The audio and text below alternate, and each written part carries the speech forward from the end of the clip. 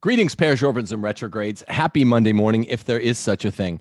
As promised, today I'm going live with a good friend, a loyal friend, a good Catholic, and an old mate of mine, as the English say, Mr. Patrick Coffin, who recently came out with a video that's created a big splash. It's called 7 Pieces of Evidence that Francis is an anti-pope. And I'm going to be talking to him today about whether or not to put too fine a point on it, it might have been called 7 Pieces of Evidence that Francis could be an anti-pope, which is a preferential thing I would have done to the title. But anyway, Pat's a great man. You all know who he is. He's a good friend of this program, a close friend of mine and Steph's personally. And we love him. And there needs to be more actual dialogue. So with no further ado, Mr. Patrick Coffin, thanks for joining me today. Tim, it's an honor to be on the Rules for Retrogrades once again. Thanks for the platform and the sufficient layer of butter that you just slathered on. I appreciate it. Yeah, no, I was gonna play this music as I went through a little bit of your, I think your bona fides, as we talk about the difficult topic today. But I just want to say this first. What I respect about you, Pat, before we get into any of the particulars, is the fact that you, my friend, risked your YouTube channel over the Greatest Reset documentary et al. And all of the topics that go with it last spring and summer. Didn't blink twice when it was removed from you. You go all out for the truth. There's no beta testing. There's no playing it safe with you. It is all on the table. Your quest for Veritas is the thing.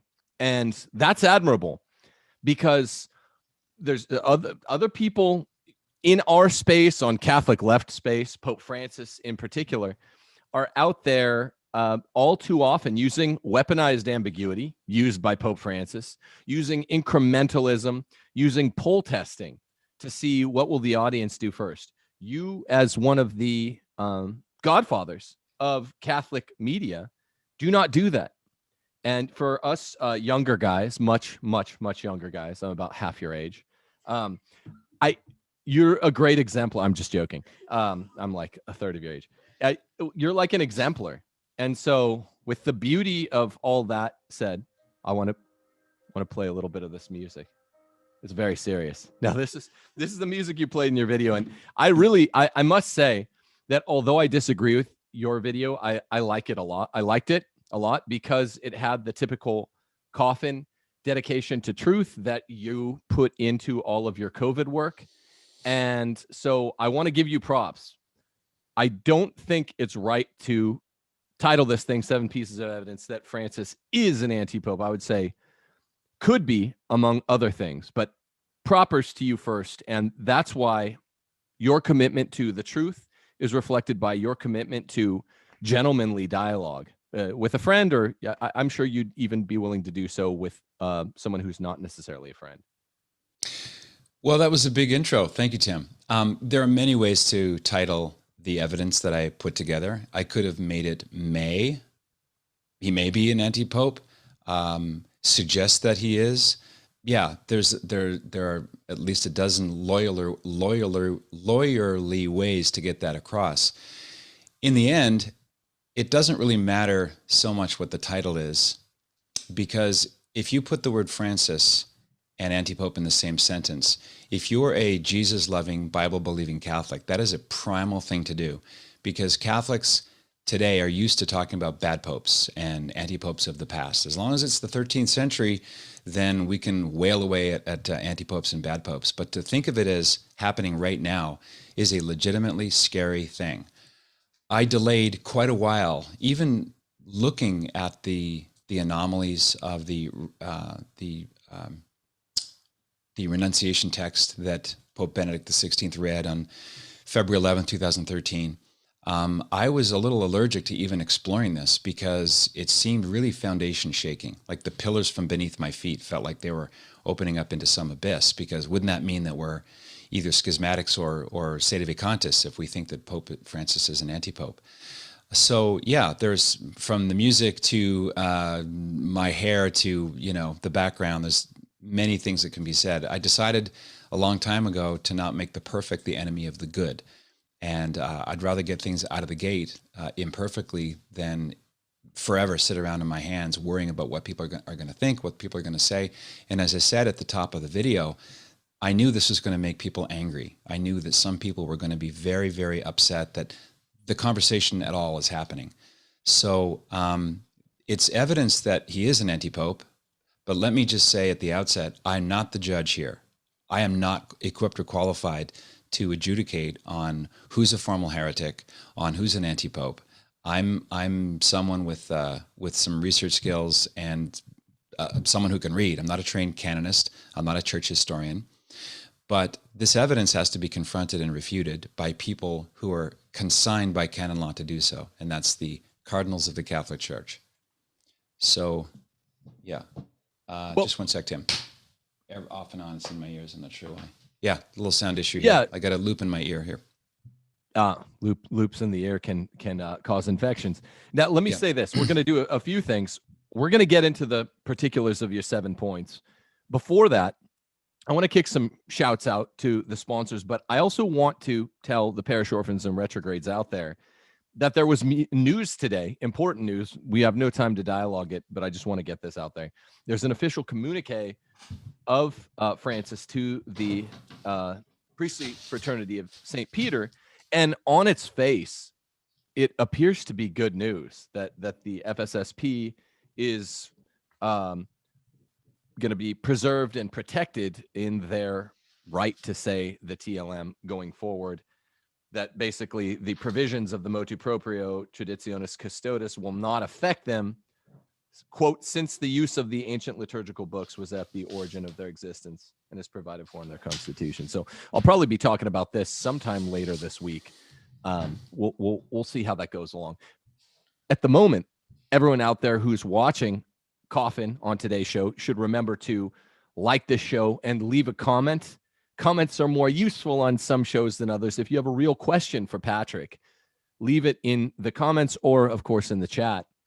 Also subscribe, get the notifications, and make sure that if you do go in the comments, you keep it nice and polite, just the way Catholics on the internet are known for doing, aren't they, Pat? They are so polite. They're so nice. I mean, just look at some of Patrick Coffin's professional detractors. I mean, that was borderline nice, but boy, some of the people are really mean. Now, also, we have, of course, the old ring for realestateforlife.org. People now expect this from me. Get from your blue state to a red state. I suggest the southeast part of this country. Get from the bluest of the blue to the reddest of the red, like I did. Go to realestateforlife.org. If you want to support this channel, do so at Timothy J. Gordon on Patreon. Okay, so Mr. Patrick Coffin, and right out of the gate, here's what I would say. I'm not a Benedictplenist. I never have been, but I'm not at all offended by anything that Patrick says or anything Ed Mazza says. I'd like to point out some actual minor contradictions, but they don't necessarily mean that what Patrick you're seeing going on or what Ed Mazza is seeing going on is not something pernicious about Francis, something I think utterly new about Pope Francis. And dare I say, something even more pernicious than the 29 anti-popes we've had in the history of the church. He doesn't fit the fact pattern. Pope Francis might be something newer and worse. What do you say to that? I stayed in Pope Francis is a bad pope, and we've had bad popes, so get over yourself mode for a couple of years, Tim. This is part of my red pill journey to understanding the current awful, diabolically confusing situation Catholics are living under in every country. And I stayed in that mode for a while because I didn't frankly know much about the history of anti-popes and how the church has adjudicated on them. Francis is way beyond a bad pope. A bad pope is a pope who is a moral reprobate, who buys hookers on Wednesday, has murders of cardinals done on Thursday, and then on the weekends he writes awesome magisterial documents and encyclicals. So a bad pope would be a pope who doesn't tinker or tamper with the magisterial deposit of faith, but is a bad guy. He's either a sexual pervert or he's got this lust for power.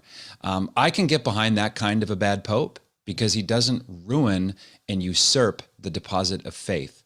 That's where previous bad popes and Francis the Merciful differ, and I think differ gravely. Francis, almost from the beginning, has set himself against everything that is part of the sacred traditions. He has allied himself with all the figures in the world, worldly powers, that were the enemies of John Paul II and every previous pontiff. He has reduced the papacy to a kind of an NGO, woke, pro-green, anti-capitalist, anti-nationalist agenda. If you read everything he's written, all of his interviews, most of his off-the-cuff speeches, certainly all of his general audiences, he has said things that are either against Catholic teaching or they're weaponized in their ambiguity to kind of throw people off. He produced in the wake of the synods on the family. I know we're tired of the word synod, so try not to lose your lunch now that we know what synodality has become. The Synod in the Family gave us what I call Amoris Laetitia, Section 8 with all the footnotes, does allow divorced and civilly remarried Catholics to receive Holy Communion. The Argentine bishop's response saying so was called by Francis the only interpretation allowable, and that letter was also included in the AAS, the Acta Apostolica Sedis, the kind of official vault of Catholic teaching. The ass, they stuck it in the ass. The Jesuits have a different way of putting that. That's all I'm going to say there. Wait, Pat, can I jump in a sec? Yeah. I hear the question again. I couldn't agree more with what you say, and I say it on this show all the time about with the fact that bad pope, bad schmope. Give me a bad pope any day of the week. A bad pope means they're bad in their private life. They won't be one of the popes that go to heaven. None of the bad popes in 265 popes prior to Francis have really been stumbling blocks in a serious way. And people say, oh, you're trivializing how bad they are. They, whatever it is, John the 15th, sired a kid, or maybe I'm getting the number wrong, sired a kid in the Vatican. That's a big deal. Not to me, it ain't. I mean, if I did that, it is for me, but that's him acting as a wayward man. He didn't do anything stumbling blockish, but to be fair. And he was a heterosexual.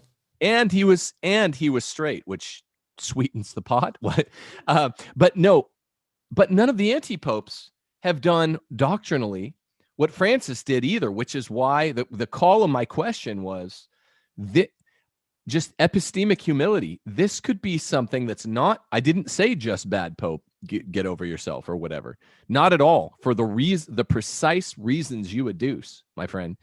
But it's also not evidenced in the history of 29 anti-popes that they came in and were trying to change. I'm saying it could be something that I can't even think about, that I can't even fathom, that the church will have to, for all of Francis's abstruse references to this Holy Spirit of surprises, the church might have to react really adaptatively to, and he might be utterly sui generis, meaning he could be pope and just something we don't even know yet.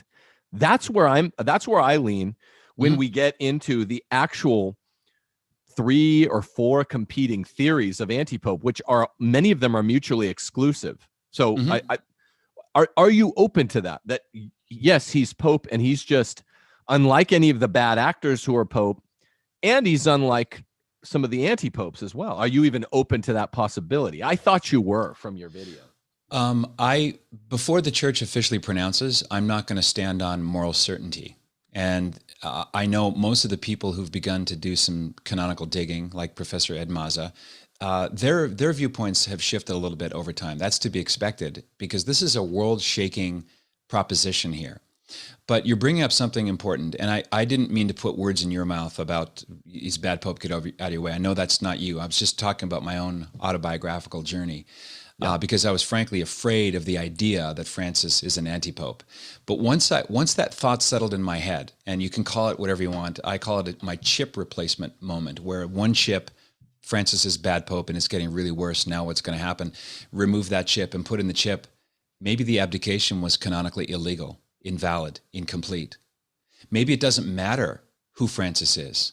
So I want to talk about the most important element of this whole debate, and it's not how bad Francis is. Francis is, in a real sense, secondary and irrelevant to the evidence that I produce.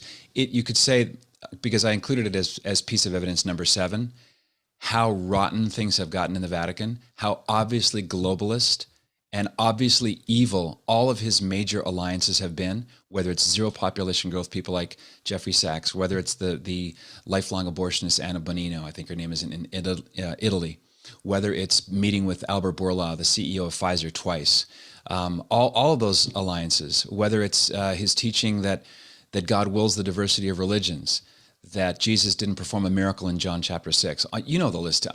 We could go an hour and only scratch the white of the eggshell of these errors and heretical weirdness that Francis the Merciful has wrought upon the church as a total usurper, not just a bad pope, someone who's bent on destroying the deposit of faith.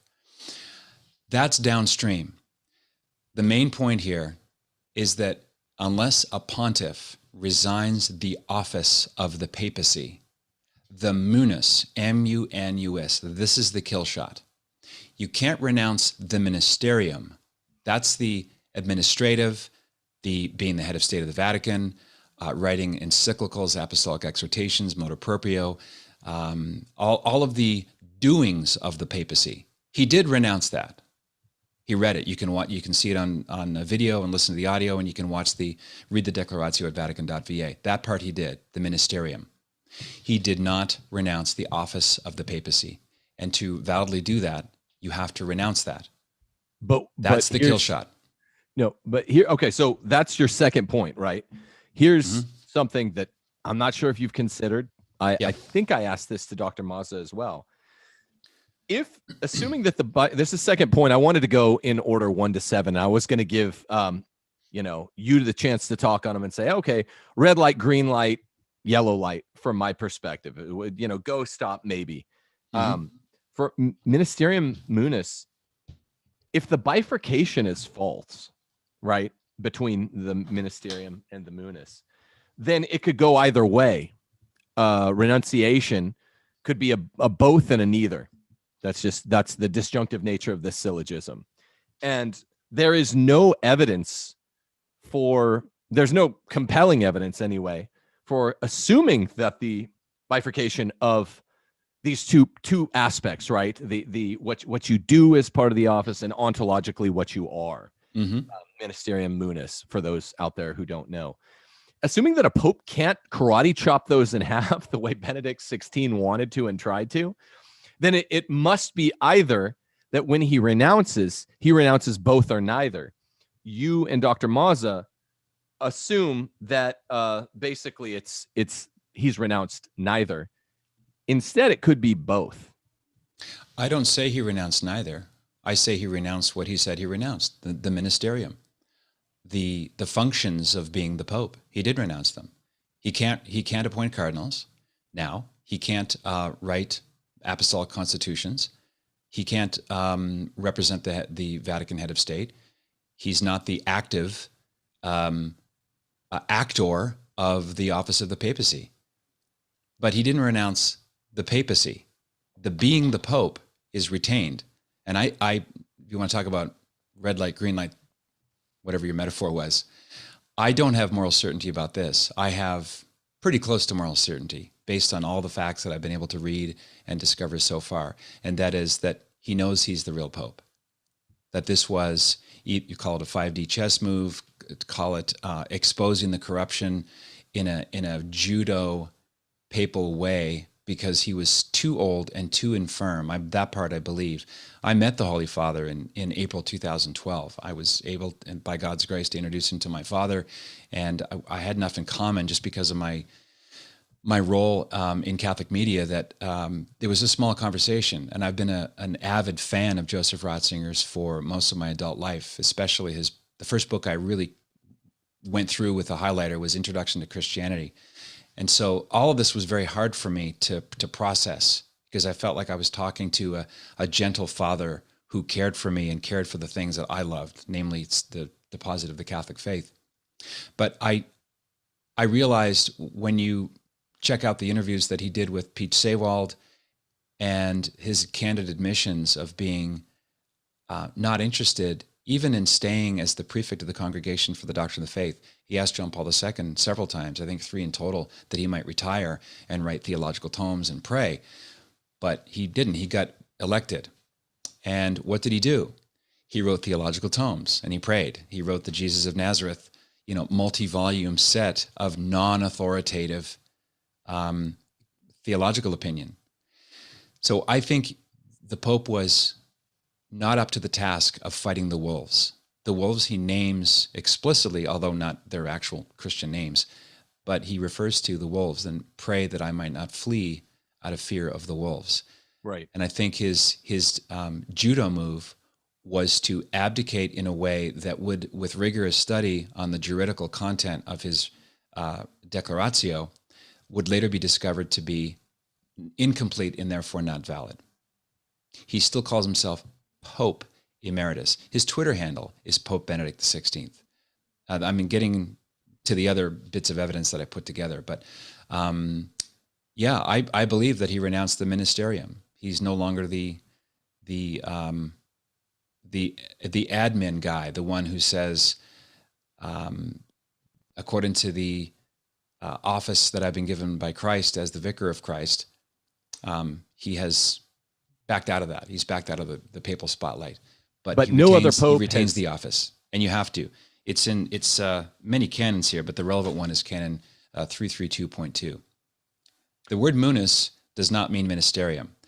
One of the phrases, it's a polyvalent word, ministerium. One of them does include the basic sense of munus. But as you know, Tim, the law is about words, and words are not about subjective intent or your feelings or your psychology, but the meanings of those words. Black ink on white pages. And in order to resign from the papacy, you have to resign from the office of the papacy. And that word is munus, which is many other related words. It means gift, it means mission, it means charge, it means office. That he did not renounce. But we have no precedent or any legal precedent, canonically, theologically, for the bifurcation of ministerium and munus, right? So he's trying something new. It's up to the church later to allow that bifurcation. And then we're back at the decision tree that I listed at the top of this question. It's, can a pope split ministerium and munus? If the church hasn't given him authority to do that, Benedict sort of tried, then it appears that the church has moved on and says, no, it's either both or neither. And we're receiving your imperfect declaration of renunciation as having renounced both. And that's the way the church goes forward. This is the way that the living magisterium operates, right? We seem to have our answer. You acknowledge that this has never been done before, right? The splitting of the two M's. M&M? As I understand, there's never been this bifurcation in an act of renunciation. We only have one other, I think it's one other president, Pope Celestine, who did not. He was an administrative disaster. And after he resigned, it was accepted and he went away. He was no longer in the public light. Benedict, however, and I believe this is another sign that he knows he is still the real Pope, is that he wears the white zucchetto on his head. He wears the white garment of, there's only one Catholic's permitted to wear a white garment, right? The cassock. Now there's a slight stylistic difference. And his answer as to why he didn't wear a black cassock was that there were no black cassocks to be had. Which is, with respect and humility, that's an absurd thing to say. It's Rome. There are black cassocks everywhere. And he answered that. It's a weird thing to say. Well, he said it to Andrea Tornielli, a year after he left the public spotlight. And here we are, 9 years later, he's still wearing it. He's still doing it. And as I said in my video, the first thing that came to mind was the analogy of Richard Nixon, who retired. He really resigned the office in one sentence. I resign the office of the President of the United States. If Pope Benedict XVI had said those words, I renounce the papacy, I renounce the office, I am no longer the Roman pontiff in any sense, that would be different. That is not what he did. And until this is resolved, he will be, I believe, the sitting Roman pontiff of the Catholic Church until his death. May he live long. Okay, but so there you'd admit there's no, and these aren't gotcha questions. We're trying to unpack the novelty of Pope Francis. I wasn't sure on your answer to my question. This is just like us talking on the phone, which we do all the time, and we talk about this kind of thing. I wasn't clear on whether or not you're saying, okay, I think he's unlike any of the antipopes in the history of antipopes, and there are way more than some of your critics. I also wanted to ask you about a couple of your critics. Some of your critics were really dismissive of how often we have an antipope, right? Let's just say about 30. That's 1.5 per, that's 15 per millennium. That's 1.5 per century. That means technically we're due for an antipope, but he's unlike all the other antipopes. I say Pope Francis is unlike all the other popes. That makes him, if those things are true, that brings me where I'm at. There is something that is going to be retroactively covered. The explanatory gap will be covered by the magisterium after Francis will have to adapt to Francis. I don't think he's an anti-pope. I don't think he's like any of the other bad popes in the history of the office. So he's definitely a horrible pope. He's the worst. I say, with as much epistemic humility as I can muster, I think he's something utterly new, maybe apocalyptic. People, you're not even doing justice because you couldn't be expected to, because it's so much. How many awful things even come out of Amoris Laetitia? This is what I wanted to ask your gainsayers, like Heschmeyer and Cy Kellett. They're being kind of dismissive of you, and I'm like, there are like 9 semi-heresies, ostensible heresies in Amoris Laetitia. The other 8 don't even have to do with communion and divorce, communion for the civilly divorced and remarried. They have to do it. He says the logic of the gospel says that no one can go to hell forever. He says that in a magisterial document. So people tend to give a pass to that even when they're not trying to. You least of all are trying to.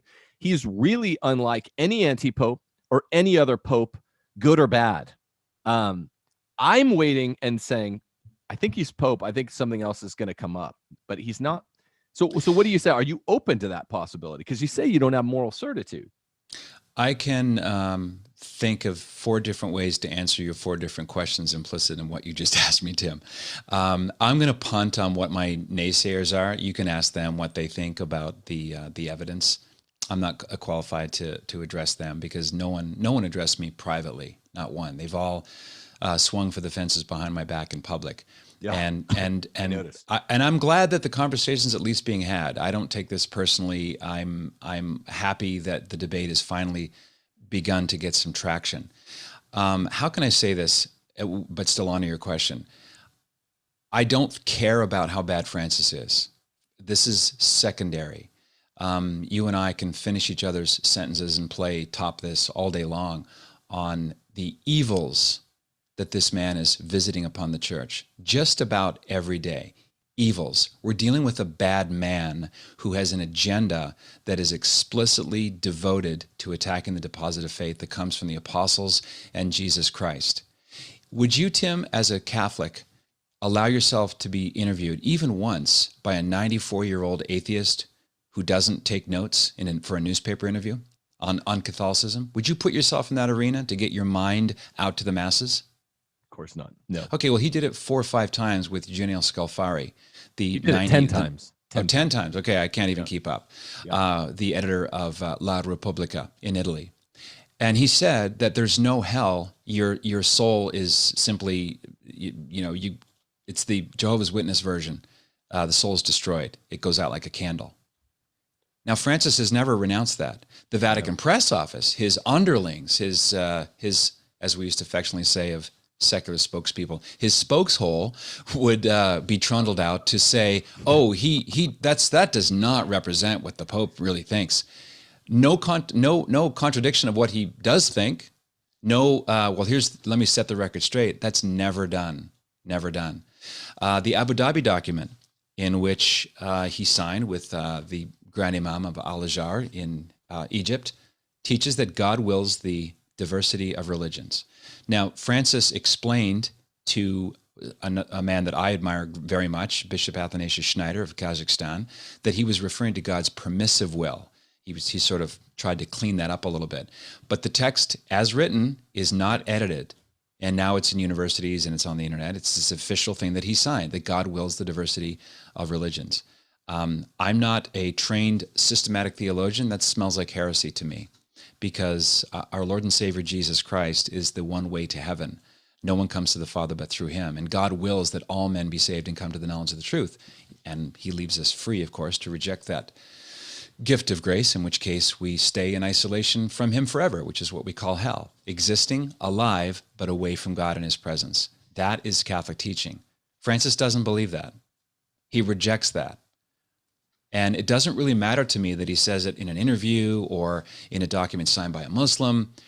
You can't say things like that if you are actually the vicar of Christ, which, by the way, now we're getting down the pike a little bit.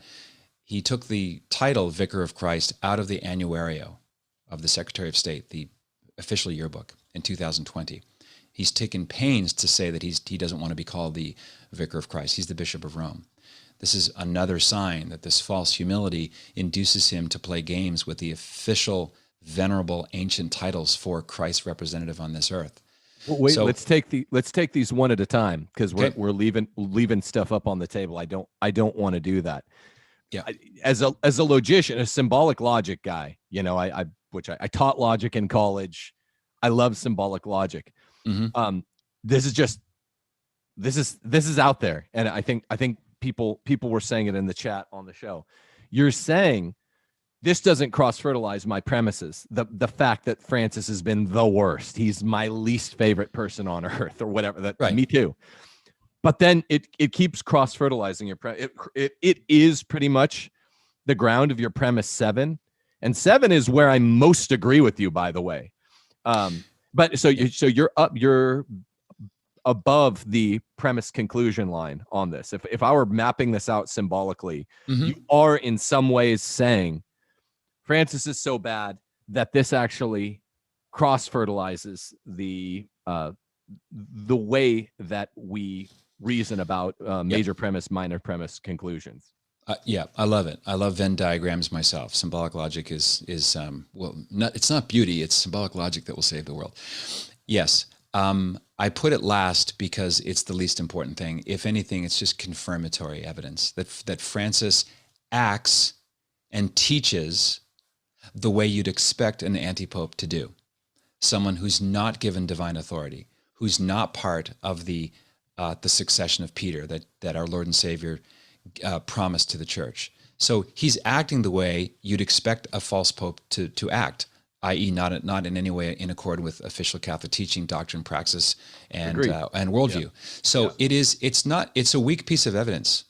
And this is why I say I don't like talking about Francis in this context, because it's such low-hanging fruit, and it's downstream from what I've called, to use the hunter's language, the kill shot, that to resign the papacy of the Catholic Church, you have to resign the office. And a juridical act that doesn't have that object, the papacy, in mind as it's being pronounced, is not valid, because it's not complete. That's the kill shot, and everything else flows out of that, including how bad Francis is. Just let me get one more horse out of the barn here, Tim. If Francis was the highest saint on earth and was perfectly orthodox and clear in all things, under this kill shot, under the requirement that the church gives for a valid resignation, he would still be an antipope. The fact that he's a terrible pope and a man who's obviously allied with evil is just, it's like butter. It's a cherry on top. Does that help? Yes, the Steve Martin Buddha reference helps me a lot, but we still have to hear canonically, magisterially, whether or not the diremption, the pulling apart of ministry and munus is even possible. Or it would be a lot more compelling if there were any precedent for that. But okay, so leave that there then. I do think the overall badness of Francis is not the weakest argument. I do think the overall badness of Francis is one of the stronger arguments. And things like emeritus is confusing and it's unprecedented. I'd say, well, this is not at all dispositive. It's evidentiary. I think the strongest pushback that Dr. Mazza or you are getting, most of which did not come from your detractors, Cy Kellett, et al., your former home at Catholic Answers Press. I think the strongest one is Francis trying to fool us that he's vicar of Christ or not? You're on both sides of that. Is Benedict trying to fool us that he's not the vicar of Christ any longer or not? You're also on both sides of that. And when I asked Dr. Mazza this on my show, he said, that's a good point. I'm going to have to go think about that, which is always the thoughtful person's response rather than making up something. That you're literally, by not using vicar of Christ, by not having the ring kissed, this sounds like Pope Francis is bizarrely respecting the office and he's trying to sit in as a fake pope, but he doesn't really want to cross the lines, and he's trying to do it. Other times you're saying that no, he fully wants to be pope and trying to convince everyone, crossing every line he can.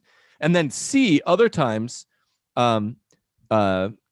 you and I think Dr. Mazza are saying that it's like a null marriage where neither party knows. Those are three different legal theories, Pat. It's literally they know and they want to fool everyone. They know and they want to be respectful and not fool everyone, leave a trail of breadcrumbs for smarties to figure out Gnostically. And neither of them know. Like, which is it? Excellent question. I don't think it's relevant. I can't psychologize. I don't have magical soul reading apparatus to know what Benedict thinks, feels, or Francis, whether or not he's trying to fool. I do believe Francis is the kind of person, based on my observing him for the last 8 years, he is a fooler. He fools people. He's a trickster.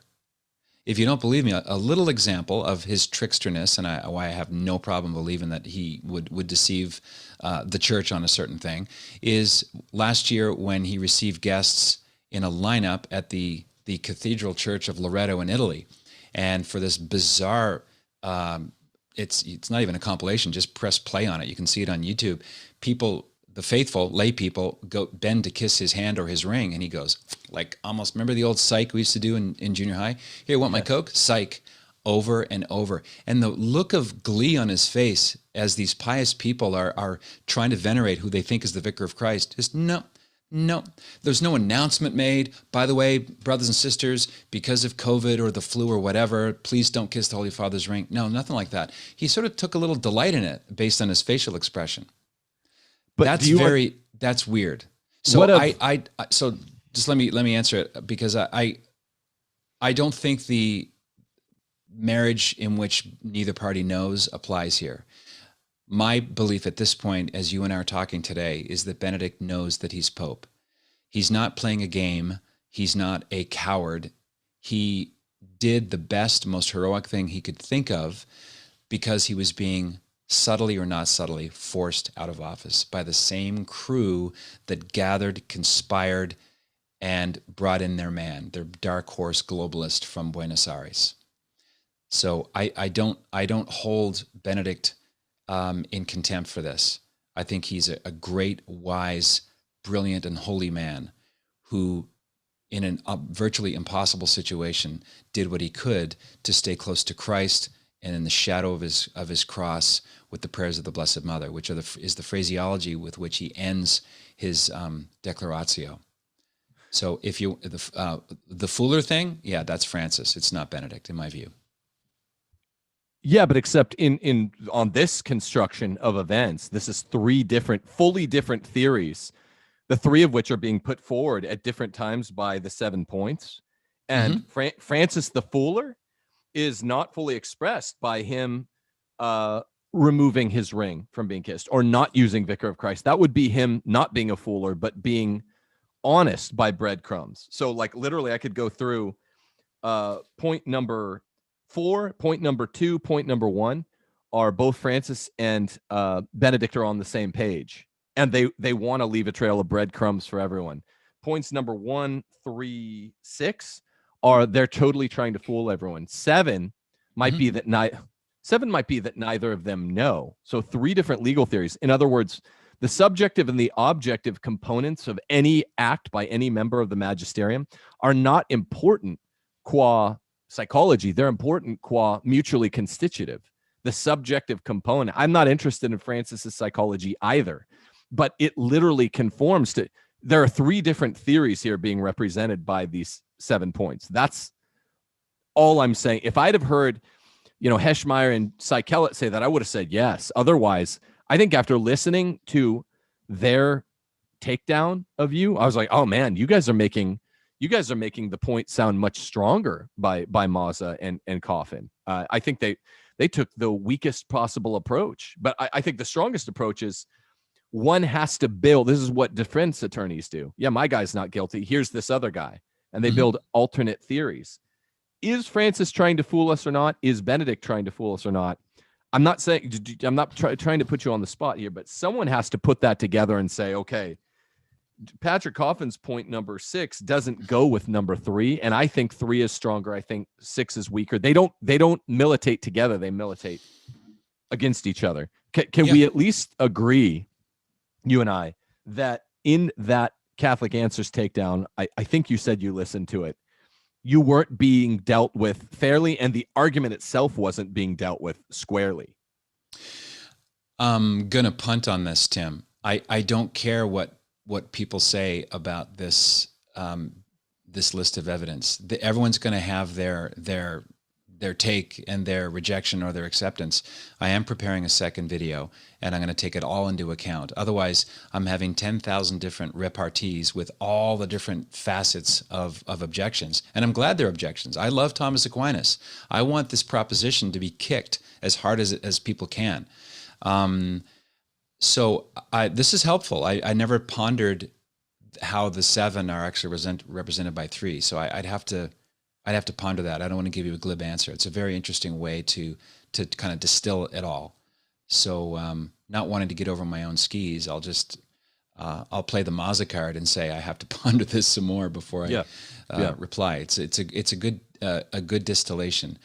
The key thing here is that if you renounce the papacy, you have to renounce the munus. The office of the papacy, the being of it, has to be renounced. That Benedict did not do. That's the kill shot.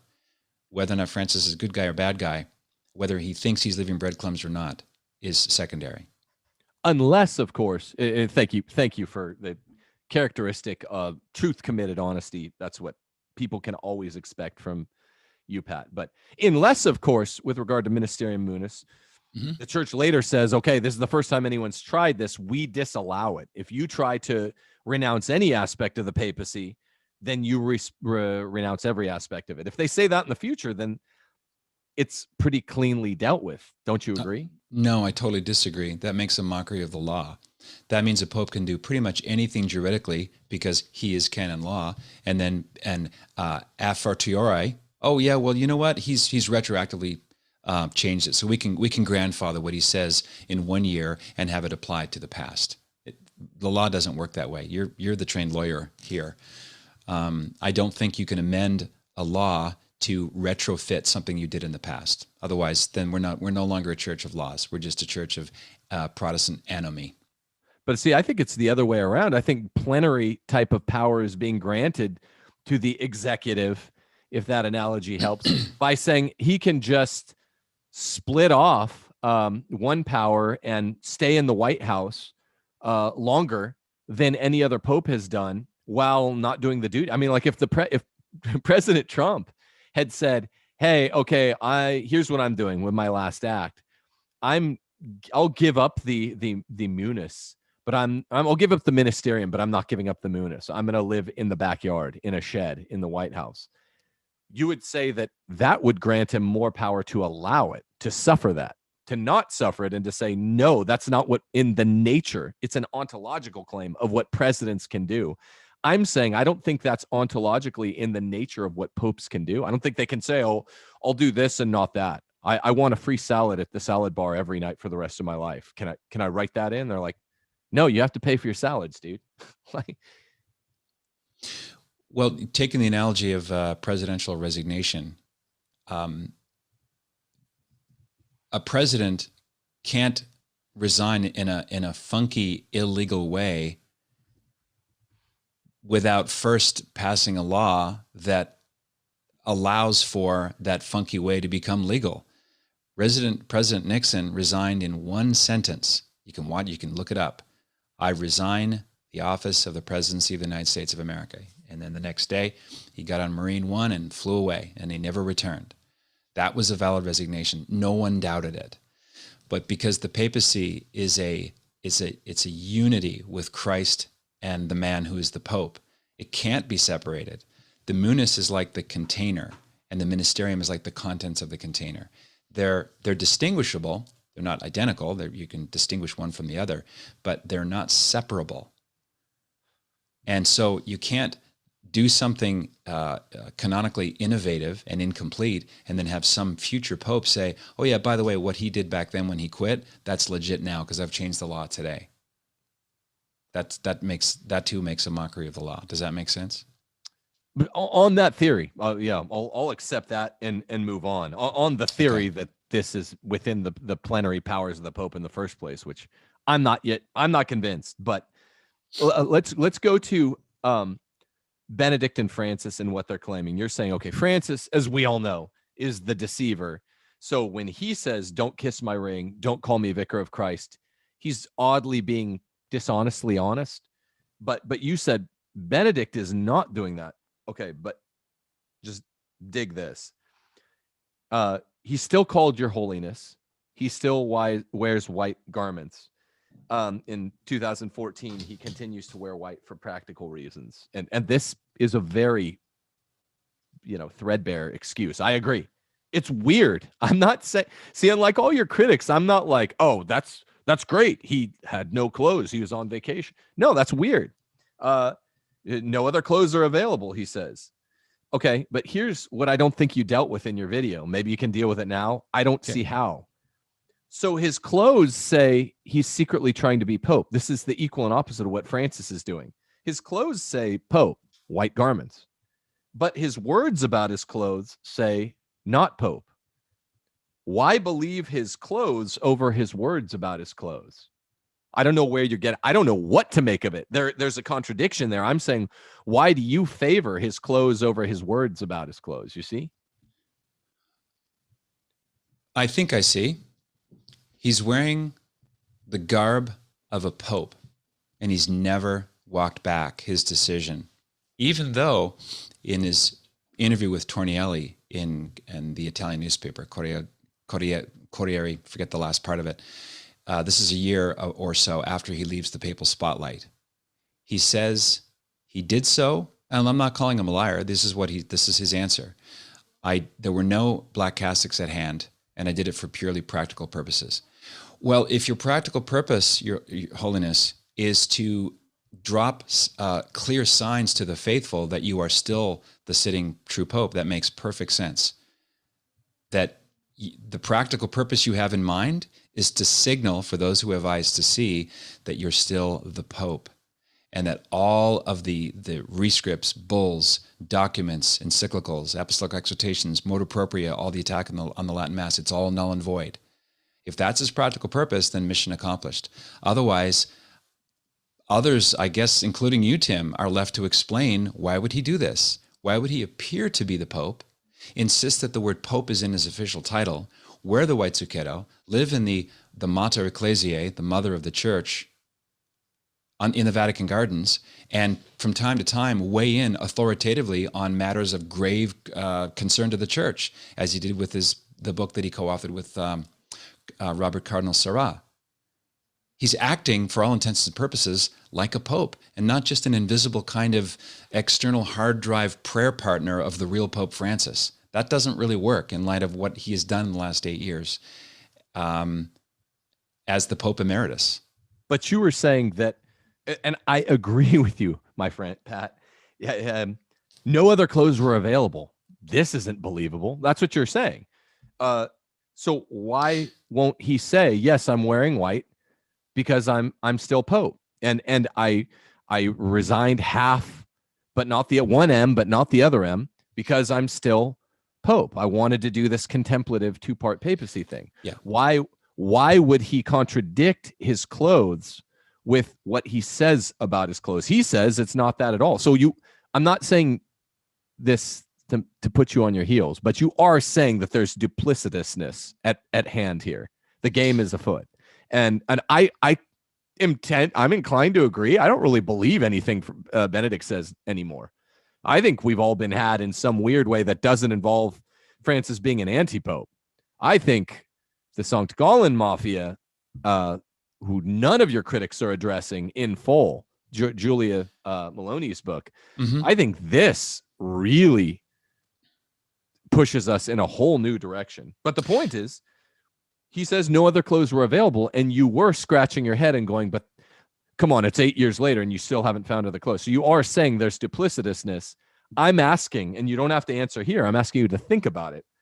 Why would he be trying to leave breadcrumbs to those with eyes to see by his white garments, but then contradicting the breadcrumbs or having someone come around and pick up the breadcrumbs by saying, no, I'm only wearing white, not because I'm Pope. He expressly denied it. You see? You got it. I do. I see it 100%. Duplicitous is a harsher word than I would use. You mentioned the St. Gallen Mafia, and I hope we get to them today because they're also key. They're the second bookend. Bookend number one is the most important, and that is to renounce the papacy. You have to renounce the munus of the papacy, the office, the being the Pope. That he did not do. That, to me, is the kill shot that settles the whole thing. But keeping that aside, there is bookend number two, and that is the canonical crimes of the St. Gallen Mafia. So let's linger on the word mafia for a second. As Julia points out in her fine book, I want to give a shout out to Julia Maloney, with whom I've done a live stream. Her book, The St. Gallen Mafia, is an excellent backstory to who these actors are, what's their agenda, what were their previous pronouncements. It's a very useful and helpful book for the Universal Church. So kudos to Julia. The term mafia, the St. Gallen Mafia, named for the Sancta Gallen, this small, apparently picturesque Swiss town where these cardinals have met to conspire to get their man in. Mafia was the appellation given it by the late Gottfried Cardinal Daniels, who was the Archbishop Cardinal of Antwerp, Belgium, who, I won't say single-handedly, but again, with a kind of zeal that reminds one of Francis, destroyed the church in Belgium with his pro-homosexualist views, his pro-choice views, his hard neoliberal, neo-modernist agenda. He came up with the phrase St. Gallen Mafia. It's his little nickname. Now, why do you think I want to mention one person here, just as a way to highlight the shadow of darkness here and danger? Mafia is kind of a haha, it's a kind of a joke, but there's a practical, real-world reason why Archbishop Vigano is in hiding. The enemies of Christ and the fans of Francis mean business in wanting to shut down debate. So I don't know what kind of threats were made by this mafia against the person of Joseph Ratzinger / Benedict XVI. I don't know, but it's not a big mystery who he was referring to when he described them as wolves, not ferrets, not worms or dogs or, kitty cats, wolves. Wolves have teeth. Wolves can do damage. I think rather than say it's duplicitous, that the Holy Father is using the time-honored principle of mental reservation, that the full truth is not ready to be disclosed yet, and that in the meantime, Pope Benedict XVI is that kind of restrainer that Paul mentions in his letter to the Thessalonians. He's just restraining a lot of evil by his presence. He didn't go to a monastery in northern Bavaria. He didn't go into obscurity. He didn't wear a black cassock. He's not called Cardinal Ratzinger anymore. He's not anonymous. He's very public, arguably as public as Pope Francis, as the name goes. The kiddie porn platform, Netflix, made a movie about it, The Two Popes. So even the enemies of our faith are happy to highlight the fact that there are two figures, both wear white, both in the Vatican, both have the word Pope in their title. This is not tolerable, Tim. This is not the will of Jesus Christ, the God-man, the truth himself, that so much diabolical confusion could continue indefinitely. And Catholics who are allergic to the proposition that Benedict did not resign canonically validly are in a terrible bind. I said this in my video. It's going to get worse. So you have people now hand-wringing, and I feel for them, because it's a terrible thing to see Archbishop Cardinal Jean-Claude Hollerich being appointed by Francis to lead the Synod on Synodality, who says the teaching of the Church on homosexuality is wrong, unscientific, harmful to persons. Stop picking on Hollerich. He is a proxy warrior for Francis. Francis appointed him because he agrees with dissent from church teaching on matters sexual. This is part of the heart of Amoris Laetitia. As John Gravino points out in his fine book, I want to give a shout out to John Gravino. Check out the Pope of Confronting the Pope of Suspicion. Amoris Laetitia, penned by the ghostwriters of Francis, codifies into a magisterial document all of the 1960s and 70s dissent on matters sexual, where it used to be on the outs under Paul VI, reined in by John Paul II, reined in further by Benedict XVI. Now it's all unleashed. All the chaos is running rampant. And I believe the only hypothesis that makes sense of all of it is that all of it is null and void, because unless you renounce the munus of the papacy, you are still Pope. And you can be a brilliant holy Pope, but if someone's already the Pope, you can't be the Pope. If I marry someone in New York and I learn that she had a husband in Russia, it doesn't matter what I think about what I did. I attempted to marry, but I'm not married. True, but okay. So by way of wrapping up here, let's talk about a little bit more about Sankt Gallen Mafia, and Universi Dominici Gregis.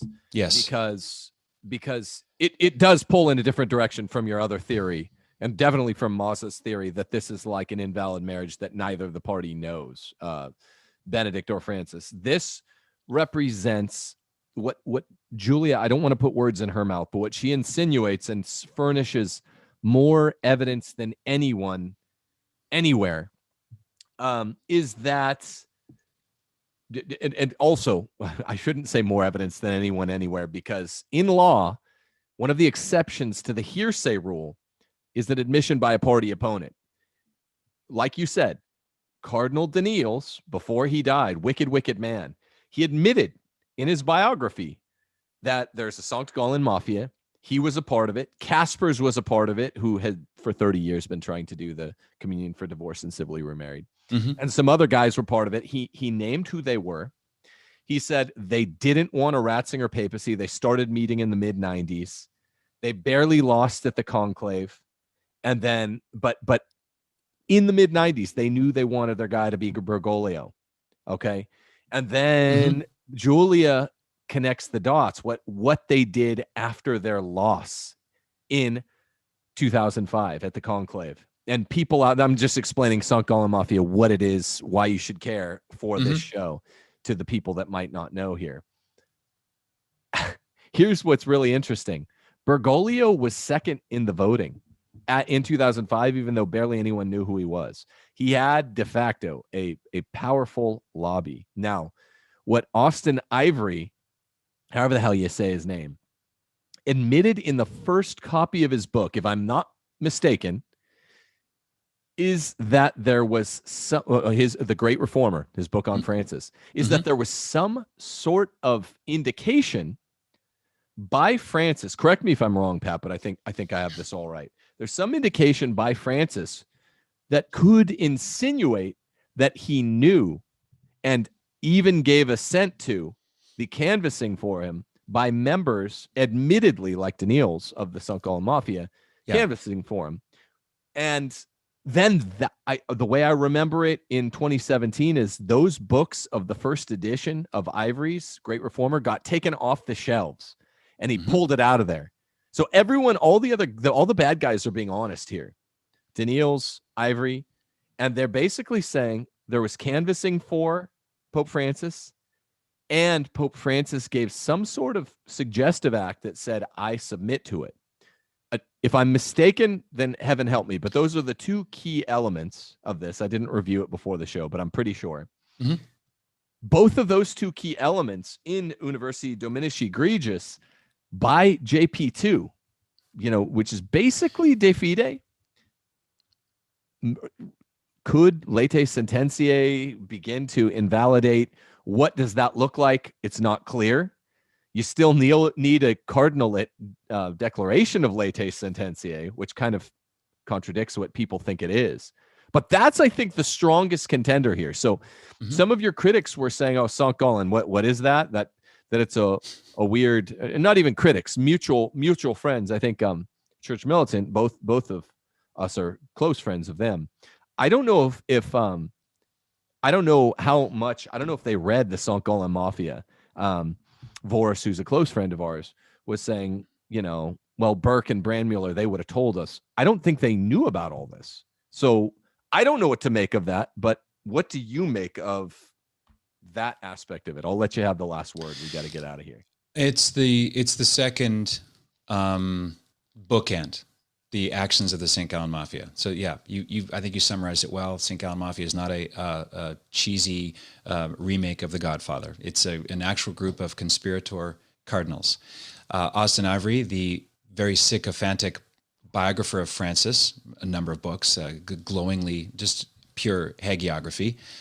In his book, the first edition of which came out within a year, I believe, of Francis's ascension to public life, describes dinners, schmoozings, conspiratorial behavior with his former boss. See, Austin Ivory used to be the spokesman of Cardinal Cormac Murphy O'Connor, the Cardinal Archbishop of London, a veteran of the St. Gallen Mafia Club. May he rest in peace. He's also deceased. And so this loyal lieutenant is writing in his book on the election of Francis that these meetings took place with his old boss. He just says it casually. I remember reading it going, boy, he's unloading all of it here. When the book came out, then Cardinal Cormac Murphy O'Connor had his next spokesperson write an essay in the Times of London disclaiming and denying that ever happened, demanding, therefore, that be excised from future editions of the book, which it was. Now ask yourself, why would someone who's sympathetic to his former boss, is obviously sympathetic to Bergoglio's candidacy, why would he say those things? And why would it be removed? Well, the answer is Murphy O'Connor knew it was canonically illegal, and it got exposed in a book that got kind of away from him. Universi Dominici Gregis is the 1996 Apostolic Constitution by St. John Paul II. It's short of a dogmatic definition, it's the highest form of papal document from an authority point of view. He describes behavior starting in, say, number 78. I put a link in my video. You can go to the Rumble page or go to patrickcoffin.media for all the links of the things we're talking about here, Tim. Can I just read a little bit? I know I'm allergic to reading here, but it's kind of important because it goes to, okay, so here, this is number 81 of Universi Dominici Gregis. The cardinal electors shall further abstain from any form of pact, agreement, promise, or other commitment of any kind which could oblige them to give or deny their vote to a person or persons. If this were in fact done, even under oath, I decree that such a commitment shall be null and void, and that no one shall be bound to observe it. And I hereby impose the penalty of excommunication, late sententiae, upon those who violate this prohibition. And then he says, it's not my intention, however, to forbid during the period in which the see is vacant, the exchange of views concerning the election. Most importantly, here's number 76, and I'll stop here on this. Should the election take place in any way other than that prescribed in the present Constitution, or should the conditions laid down here not be observed, the election is for this very reason null and void, without any need for a declaration on the matter. Consequently, it confers no right on the one elected. The St. Gallen Mafia not only don't hide it, they brag what they did. It's in the Daniel's biography. It's in Austin Ivory's biography of Francis, and it's in the talk by Uncle Ted the Molester. at Villanova University in 2013. I also have that link. You can still watch it on YouTube before they take it down. Yeah. Now, this is also obviously that would nullify Francis's papacy as well. And I find it very hard to believe that someone like a trained Jesuit like Jorge Mario Bergoglio would not know that these were canonical crimes. I can't prove that. That's pure speculation. Well, that's why it's a juridical matter. It's a juridical matter, and that's something the cardinals have to work out. My goal is to get this evidence in front of as many cardinals as I can. Right. Now, the church in North America, with some pockets of orthodoxy in America, is pretty much dead. South America, pretty much dead. Europe, Asia, let's be frank, pretty much dead. The great apostasy is already in second gear around the world, with one exception, I believe, and that's Africa. I think Africa holds the key to clarity for the worldwide universal church with all this evidence. Just a last thing, Tim, for your viewers who still might be on the fence. And it's not really evidence, it's more of a confirmatory sign. Remember when John Paul II got elected in 78 and he went to his home country, Poland, in 1979, and a million, I don't know how many, it's just a sea of humanity began to shout, "We want God, we want God." Remember that? Just one of those goosebumpy events in history that we got to watch. Then he went back to Poland, I think 8 or 9 times. Was received like, a conquering colossus, a local boy made good, and now he's the Pope. Everyone was very proud of him in Poland. Germany, same thing. When Cardinal Ratzinger was elected Pope Benedict XVI, he went back to Germany for half a dozen times. I could be wrong on the precise number, but there were visits by Benedict to Germany. Francis has been in Rome for going on close to 9 years now. He's been to Ecuador. He's been to Peru. He's been to Chile. He's been to Brazil. He's never been to his home country of Argentina. That is odd. Yeah. And that's evidence that demands at least how it lines up with the other conclusions. I feel like we scratched the eggshell a little bit here, Tim, and broke some of the ice. My goal is not to convert anybody. I don't have that power. This is something that we have to continually give over to the Holy Spirit, the Spirit of truth. God, the Holy Spirit, is the one promised by God the Son to lead the church into all truth. He has not abandoned us. Don't take the black pill of sedevacantism. It's one dead end after another. Jesus Christ is in control of his church. He's the Lord of the universe, and he ought to be our Lord in all things. The church, so finally, my evidence is not that the chair is empty, but that it's occupied by Pope Benedict XVI, and the signs are everywhere for those who have eyes to see. And with that, I just want to express my gratitude, Tim, that two friends can disagree civilly on something really important. So I'm honored to have the platform. Yeah, thanks for coming on, Pat. I hope your old home at Catholic Answers maybe listens to this and addresses some of the things being said. I think aside from the St. Gallen Mafia evidence, which requires a juridical pronouncement by the cardinal, so it doesn't change anything, but I think that really needs to be looked at, and I think that's also a tight theory with no contradiction. Mm-hmm. All the other points I would say is strong evidence of something about Pope Francis. I don't think he's an anti-pope. He's really, really, really bad and really, really, really new. Holy Spirit, God of surprises. And I don't think Catholic Answers wants to look at that. So I think they're as allergic to admitting that Francis is a new kind of bad pope, something we've never seen before, as they are to your thesis that it means Francis is not pope. I think they're equally sitting on their hands, and you got to admit one or the other. I just think there's a lot more evidence for a new thing that the magisterium will have to deal with later. The only reason why I wouldn't rule out Benedictinism, rule it out entirely, even though it doesn't really matter because later it's got to be cardinals or a council that do this. The St. Gallen Mafia University Dominici Gregis thing is a tight theory with no contradiction. Now, people in the chat are asking, where am I on this? I'm where I've always been. I do think Francis is Pope. I want the last aspect really looked at and scrutinized. I'd like your critics to do an objective case study on that latter aspect and say, well, what do you guys make of this? Catholic Answers. I'd love to have all of these otherwise good faith actors weigh in. Well, what do you make of it? Maybe Pat's missing something. Maybe I'm missing something. Maybe Julia Maloney missed something. We need to put our heads together. But this is the most compelling evidence of severe oddity. I still think he's the Pope. And by this, I mean the Sunk Golem Mafia.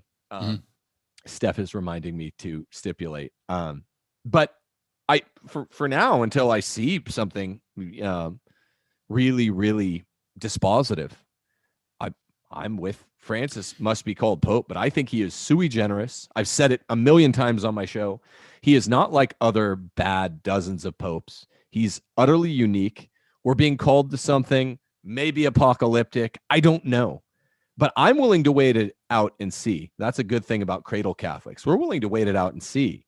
A lot of the Protestant converts into the faith are thinking we have to do something. That's the good part about being a layman. You don't have, we're just waiting to see. And I've created an amount of awareness on my show, along with the best of people. Pat, you create a lot of awareness. I'm just, the reason one, we're friends, and two, we can disagree and have a good time and just know that the bonds of human fellowship are built on other things. Things like you coming and being the person there at our RV when we brought Abby back from her huge brain surgery on April 6th of 2 years ago. And that's just what the human bonds of fellowship are wrought of. And this stuff doesn't get me mad at all. Some of your critics seemed mad at you, and I didn't understand that. Particularly the Catholic Answers guys, I'd just like to leave by saying they're blaming the victim. Even if you're wrong about Francis being an anti-pope, and I think you are. I can't say I'm sure you are.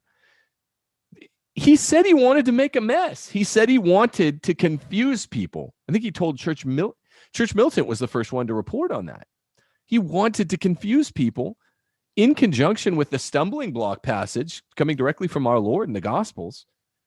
I really am inclined to think people that have reasonable theories. I put sedevacantism outside the Overton window. I put Beniplenism speculation just inside of it, but you're close. So I'd say be careful.